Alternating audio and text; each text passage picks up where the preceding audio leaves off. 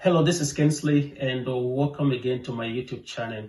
So first, let me just give a quick shout out to all those who regularly follow me and subscribe to my channels. Thank you for following, thank you for subscribing, and thank you for just spreading the word out there, of what I'm doing. And to those of you who are new, welcome. And just to give you a quick picture of what I do. So my goal is to help you achieve your study abroad goals.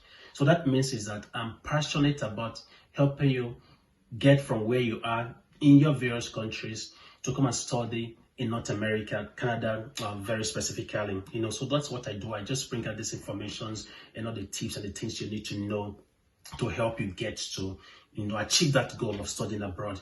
And also I have a very vibrant Instagram community where I post content every day about schooling abroad and schooling in Canada and just helping you achieve these goals.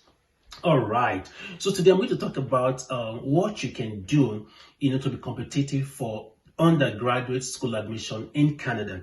So this will apply to not just you as somebody in high school, but even as parents who are listening, a parent who has a child in high school and he or she is keen about that child coming to Canada to come and school, or in North America, for example, or even in Europe. What are the things you can do to ensure that you or your child or somebody that you know can achieve that dream? Because remember, when your child is able to come and study, for example, in Canada, Canada is very generous. That child is able to get a postgraduate work permit after completion of his or her study, and that child can become a Canadian permanent resident in no time. And believe it or not, that child can then become your own sponsor and bring it to Canada as a permanent resident. So it's kind of like a win-win situation for you, where you are able to sponsor your child or your guardian, to come and study in Canada, for example. So having said that, I just want you to know that there are some things that can make your child or can make you very competitive and be one of those persons who can make a school application and it is easily granted, a space or a place in a university to come and study here. So let's just dive into what are the things that can make you competitive as you plan to come and study abroad, Canada to be specific.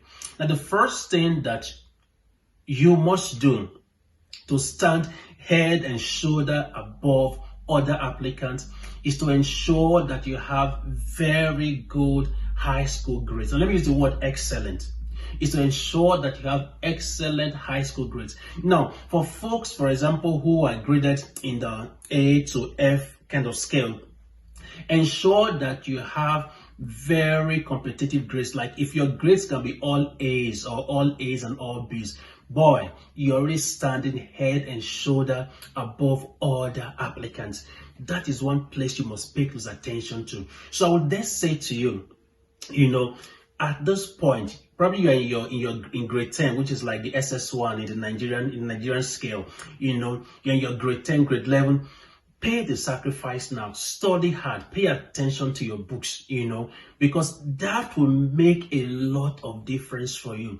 That video I'm talking about scholarships, but you know that if you're an all A, like an A-star student, then scholarship also becomes something that is very, very possible for you. So it becomes possible for you to be able to school here in Canada, even on scholarship. So please pay close attention to your grades.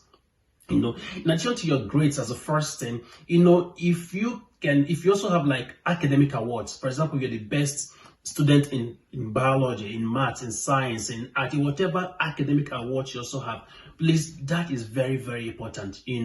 Don't take it for granted. Whatever courses you were the best students in, it will count for you. So first thing, academic grade. Have excellent academic grades. Remember, this is not the time to play. You're in your grade 10, grade 11, pay close attention to your books and make sure that you have excellent academic grades. That's the first thing. Now, the second thing that you should pay very close attention to, which most persons in high schools don't pay attention to, is volunteer activities.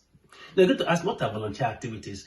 They are simply things that you do to make the lives of others better. For example, you volunteer in your community to help clean up the community.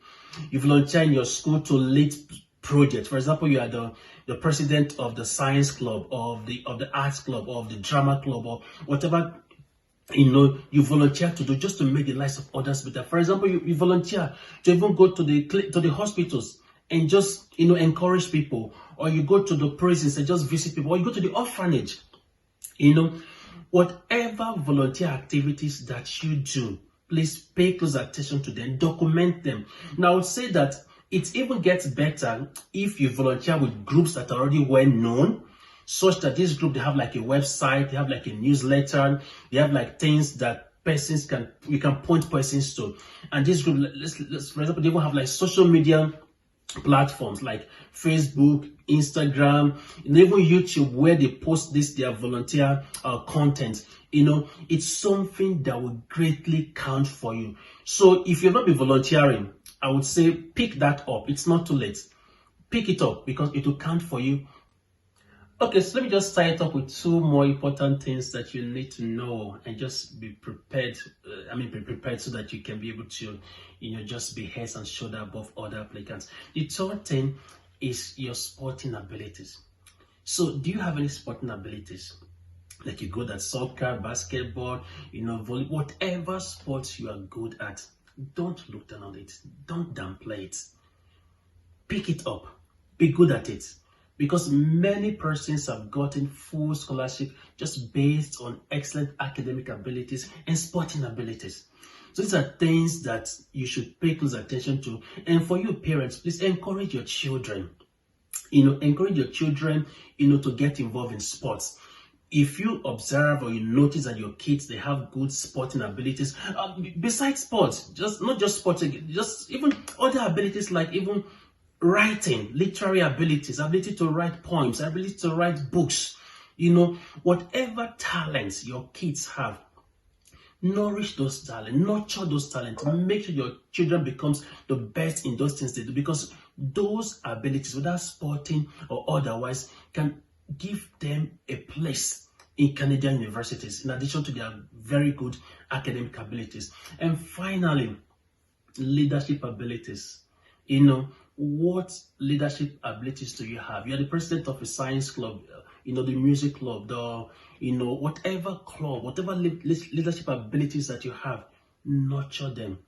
All these things will make you stand heads and shoulders above other applicants. Imagine if you have all these things on your resume, or you have certificates or things to show for what I just talked about.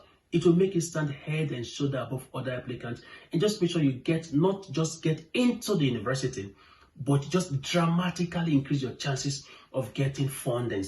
So again, parents, sending your kids to come to school in Canada at the undergraduate level is an excellent idea, because it's not just an investment in their future, it's also an investment in your future. And so just remember, as always, please feel free to subscribe to my videos, subscribe to my channel, follow my videos, hit the like button. And then again, follow me on Instagram, where I have a very vibrant community, and I just talk about how you can achieve your dreams of study abroad. So I'll see you again soon. You take good care, and bye for now.